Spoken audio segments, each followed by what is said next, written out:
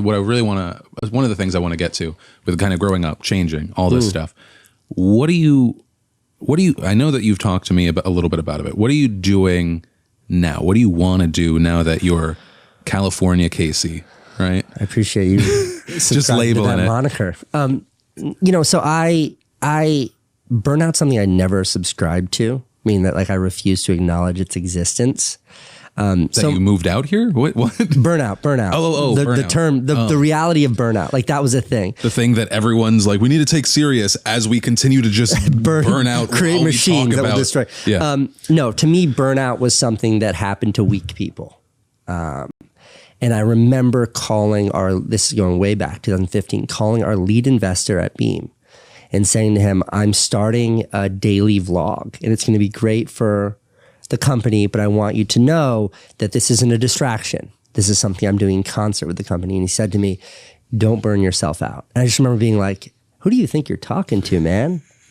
I'm Casey. I don't burn out. Right.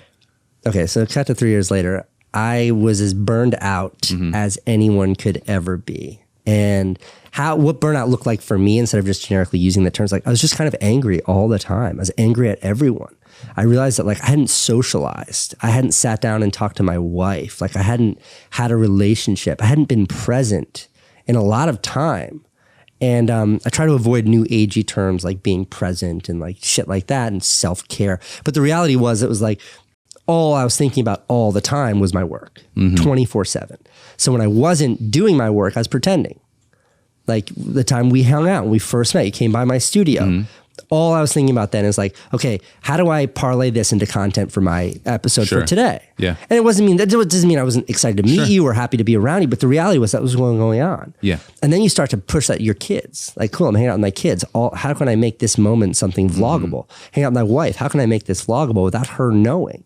And you start to go fucking crazy. And it makes those experiences also pretty hollow. Exactly. Yeah. And then it starts to make you hollow. So 800 episodes into the vlog or whatever, like it had destroyed me. And then I very foolishly started 368, both the company and the vlog, like 2 weeks after, after sort of parting ways from CNN. Like I gave myself no downtime. And at the end of it, I left myself like just destroyed. And I realized that sort of in the spring of this year, when I had a handful of months left before moving to California, that I need to have the strength to realize that like social media audience, they're going to be there in 6 months or a year. And if they're not, then like, that's okay too. Then that was probably an audience that I shouldn't be fighting to hang on to.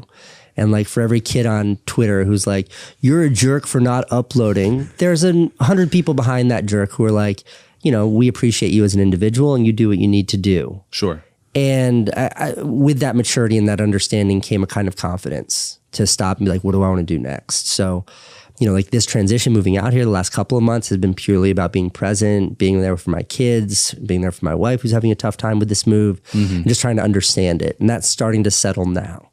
And looking ahead, I'll never stop being excited about YouTube. Like I love the satisfaction. I love the immediacy of making YouTube videos. That's how I started my career 5 years before YouTube was born. And I'll continue to make short videos on YouTube till the day I die. But right now I'm looking at much more sort of methodical long-term projects. I'm working on a feature-length documentary right now that's about YouTube. I'm very excited that about I'm that hoping to have done by the end of this year. Yeah. And I'm really excited about that. But that's been that'll be an 18-month production by the time that's done. And being able to settle into a production like that feels so good. I'm writing 2 narrative feature films right now, and it's like whether those come to fruition or not, I don't know. But being able to invest myself in something like that, like go to my office or / AKA the tiny room above my garage, and I sit down and I start writing, and like 5 hours later I finish, and I'm like, whoa, I don't have to upload this right now. Sure. I don't have to share this right now. I don't have to get feedback on this right now. Let me keep working on this until I feel like I've got something. So I think you asked me, what am I up to now? And that was a very long answer. But I think kind of then like the extension of that then is, I imagine to a certain degree, even though with burnout, it feels less and less so.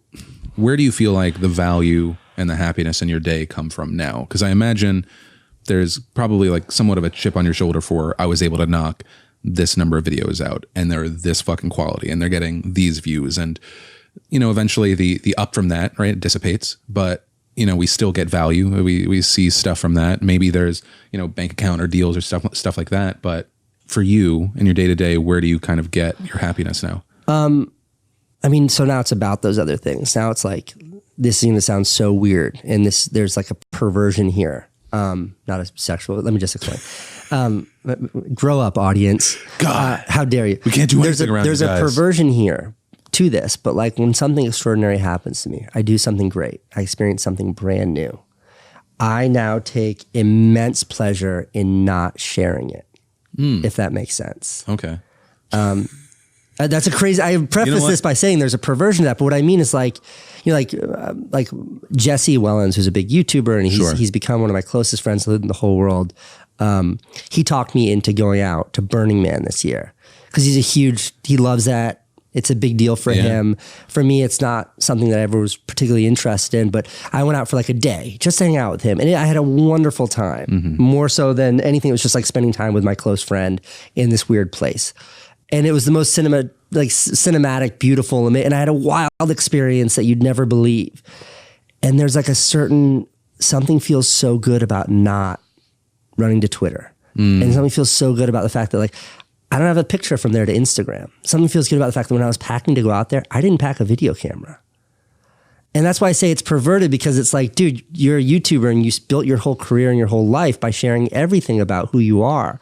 And now the pendulum for me has swung so far on the other side. Like that pleasure in not sharing means that I was doing it just for me. And that makes me, your question was, where do I draw happiness from now? That's what it is. It's like, now I know I'm doing these things just for myself. Like I figured out how to put Francine, my 4-year-old, on my Super 73 electric like mini bike. She wears a helmet, everybody, and it's very safe. But it's maybe the cutest thing in the whole world. Is it on like the back end? No, she sits in my lap. Oh, okay. In the seat in between my legs. And if you squeeze my knees, I'm like holding on to her, and she holds on to the middle of the handlebar. It's the cutest thing you've ever seen, Phil. And we ride around the beach, like, and we do it every day. That's awesome. And like, I never shared that. I don't have but like, that would break Instagram if I were to post that. I know my audience would be like, oh my God. And I don't post it. And I don't post it again. Like, this is like me extrapolating or whatever, but because then by not posting it, I know that I'm doing that just for she and I, just for the two of us to have a special moment together. And this is like some of the PTSD of what it means when you live your whole life being like, what can I share at this exact moment? Like, how can I get my wife prompt enough so when I swing the camera around and point it at her, she says something witty? Like when your brain lives in that world exclusively for soul, you start to go fucking nuts. Yeah. But it's really interesting for you to talk about it, because it feels like obviously the come up and everything that you did that obviously wore you down, and where you were showcasing this kind of amazing life. Now that you're not showcasing it, you actually get to live it, which is it's like, it feels, I know that it's like, it probably feels alien for the audience. I very much understand that. Yeah. There's only a couple people that would ever understand something like that. Also, I mean, I came up during the MySpace age where it was like a big deal of who was like in your top 8. Right. And then they changed the number you could have there. And that was big deal. Huge. Because all of a sudden there was this, and I feel like maybe that was kind of one of the first steps of, there's this thing online that shows you your value, right? The number of friends you have, how many of those friends have you as like a top friend. All of a sudden you start gaining value from that. Then there are these whole systems. I remember I was like, what's Facebook? What? Oh, I have to use a .edu to get this, and I'll be able to connect to more people. But even there, it was still just kind of an extension of, I want to matter, right? I want to, and I think to a certain degree, even if it's like, oh, I think this is cute, I'll share it, there's probably still some of that at the core of